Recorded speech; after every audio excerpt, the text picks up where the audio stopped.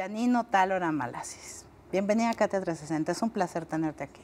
Muchísimas gracias, Katia, el placer es mío. Muchas gracias. Estas son las seis preguntas que le hago a todos mis invitados. La primera es, ¿cuál es la decisión más difícil que has tenido que tomar? Contestando rápidamente, pensaría en... Hay muchas decisiones difíciles que tomamos en la vida, claro, y creo que eso es lo maravilloso de vivir, la posibilidad de elegir con el riesgo de las dificultades en las decisiones. Claro.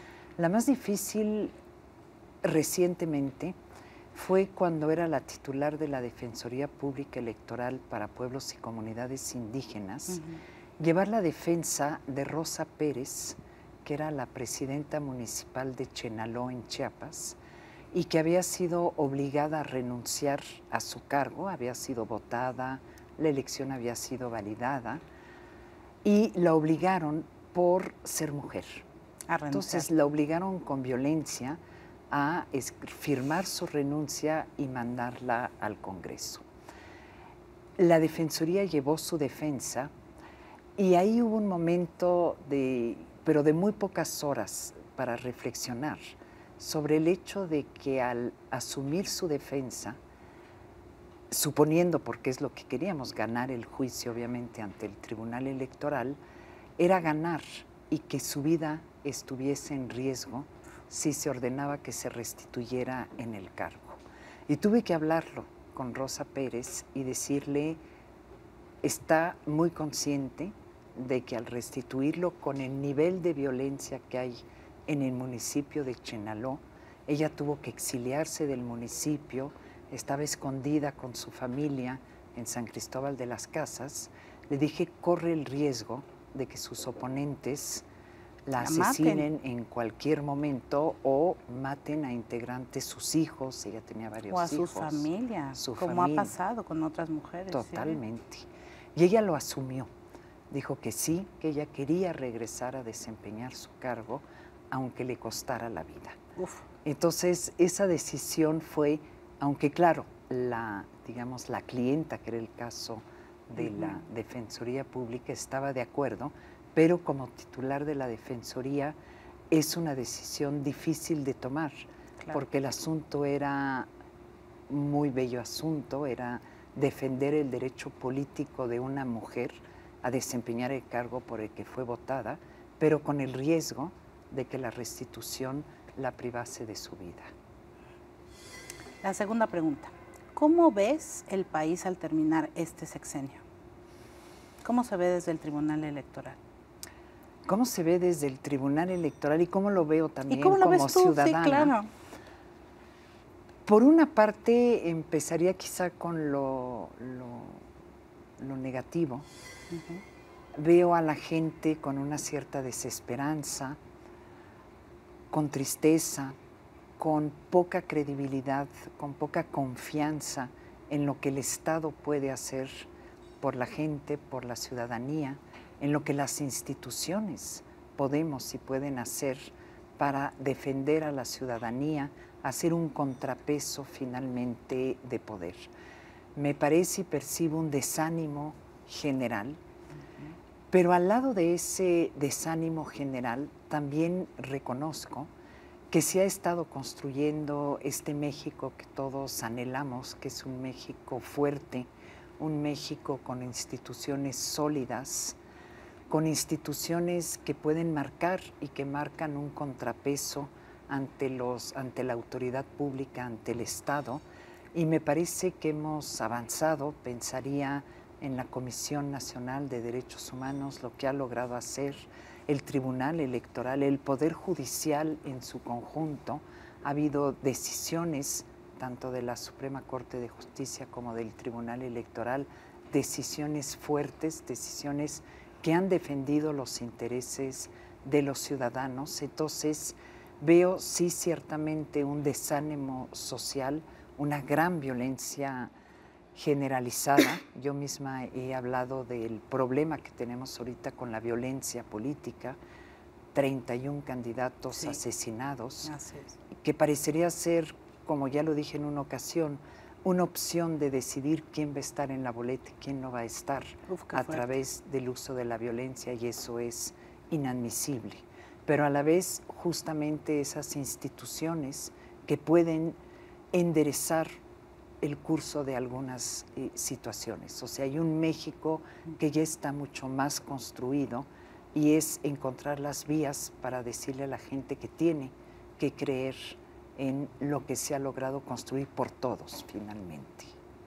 Y desde el tribunal es un año particularmente difícil. Es un año complejo, en efecto, por el número de elecciones concurrentes, por una parte. 3.400 cargos, más o menos, sin llevar el desglose de los regidores a nivel municipal, si no llegaríamos a 16,000 cargos. ¿Qué tal? Que se van a renovar con figuras novedosas como las candidaturas independientes, la reelección, que por primera vez en la historia moderna de México se va a aplicar, con nuevas reglas de nulidades de elecciones.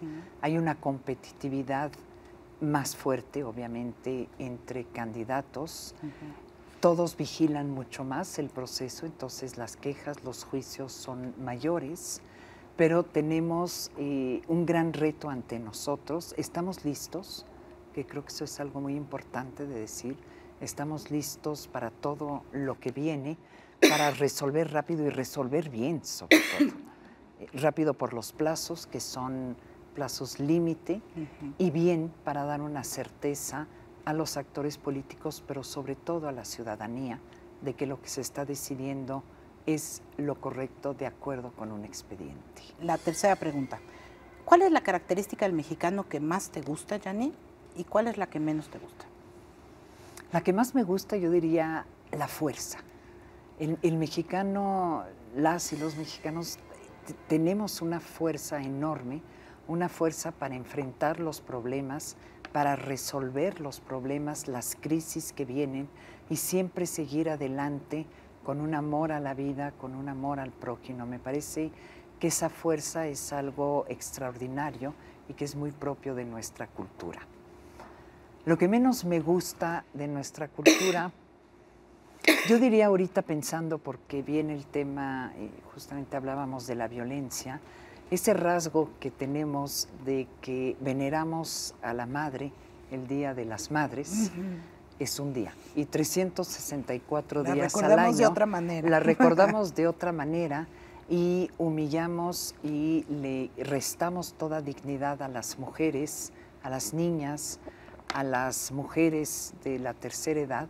Sí. Entonces es esa contradicción que a veces podría casi asimilarse a una cierta esquizofrenia que tenemos en nuestra cultura, de ese festejo exuberante del Día de las Madres, y que ya se está llevando un poquito también al Día de la Mujer, pero quedan más de 360 días en los que se pisotea a las mujeres. Tienes toda la razón. La cuarta, si pudieras platicar con cualquier personaje, vivo, muerto o de ficción, ¿con quién te gustaría hacerlo? Me gustaría con muchos, ¿Sí? Muchas y muchos. Creo que hay personajes fantásticos, desde personajes reales hasta personajes ficticios, finalmente. A veces uno leyendo una novela se enamora del personaje central de la telenovela y quisiera conocerlo y interactuar. Pero pensando en personajes reales, a mí me fascina, por ejemplo, la vida de Leonora Carrington.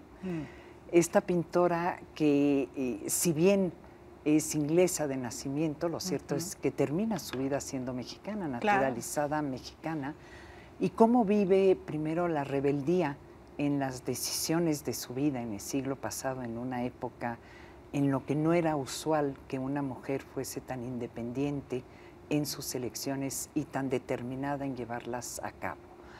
Posteriormente, cuando tiene que huir y es recluida en un hospital psiquiátrico y es tratada por histeria, a mí la locura, entre comillas, es algo que se me hace fascinante, porque nunca sabemos realmente quién es el loco en la historia, ¿no? Nunca lo podemos saber.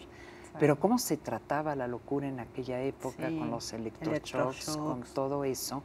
y logra escaparse del hospital psiquiátrico, huir y llegar finalmente a México, en donde se integra totalmente a la vida mexicana y cómo nos describen la vida que llevaba comprometida con la sociedad mexicana, con todas las clases sociales, compenetrada de nuestra cultura y que lo lleva incluso a su pintura. Me parece que es una vida fascinante, hecha de lucha política, de lucha por la libertad, de lucha por la dignidad, por la lograr autodeterminación. escaparse, la autodeterminación de una mujer que es tratada de loca porque ama su libertad. Me parece fascinante, y como de su Inglaterra de siglos pasados llega a México y fallece aquí a principios de este siglo apenas. Sí. Y toda una trayectoria fascinante en mundos, cómo luchó contra el fascismo en Europa a través de movimientos de artistas y de intelectuales. Me parece que es esas vidas apasionadamente llenas y completas. ¿Nunca la conociste? Nunca la conocí, no tuve ese placer. Solo a través de novelas o de películas puedo descubrir ese personaje múltiple y fascinante. La quinta, Janine, es, ¿tienes algún gran arrepentimiento? Tendría muchos, porque, y volveríamos quizá al tema de la libertad que tenemos en la vida, de poder elegir y de tomar las decisiones, con el costo que ello implica. Pues y el sí, costo pero estamos es condenados a elegir, decía Camus. Condenados a elegir totalmente. Quizá el arrepentimiento es no haber estudiado antropología, que era lo que yo quería estudiar en un primer momento. Todos los años de la preparatoria yo iba muy encarrilada para estudiar antropología, incluso iba a ir a la Escuela Nacional de Antropología, ya tenía todo el proyecto de vida en torno a eso. ¿Y qué pasó? Pasó algo muy triste, pero a la vez muy sencillo. Fallece mi padrastro, yo entro en un shock depresivo y decido buscar un mundo en el que cuestione menos las cosas, en las que indague menos. ¿Donde haya más certeza? Donde haya más certeza, y me parece que en ese momento el derecho es una opción que me llevará a cuestionarme menos que la antropología. Finalmente, hoy en día puedo decirte que el derecho me ha llevado a interrogarme en muchísimos casos y cuestionarme incluso la razón de ser abogada, de ser jurista y de tener la ley en una mano, los hechos en otra, y tener que tomar esa decisión que va a impactar en muchos otros ciudadanos más allá de quienes vienen a impugnar. Entonces, un arrepentimiento, sí, superado de alguna manera con lo que la vida me ha regalado. Y la sexta, a ver cómo la tomas. Pero fueron votadas por nuestros seguidores en internet. Entonces, ¿cuál es tu grosería favorita? Mi grosería. Sí. Buena pregunta. Creo que tendría varias, porque finalmente me parece que la grosería, más allá de la palabra en sí, es lo que te permite sacar enojo, sacar frustración, sacar tristeza incluso. La tristeza se puede verbalizar a través de groserías. Digamos que lo que no me gusta son aquellas groserías que están orientadas a una cierta misoginia o a un machismo, que son las que menos me gustan, como por ejemplo la de no te rajes, que se asemeja finalmente a la feminidad. Otra que me parece y que quizás se inscribe en el contexto de una pregunta que ya te contesté, esa de me vale madres. Claro. Que es también muy cultural de nosotros, o sea, me vale madres con todo lo que implica, justamente de lo que decía hace un momento, veneramos a la madre, pero al final del día nos vale madres. Entonces es ese antagonismo que hay dentro de nuestra propia cultura y que es lo que la hace Pero encantadora. ¿tú cuál usas más? ¿Cuando te enojas o encabronas, pues?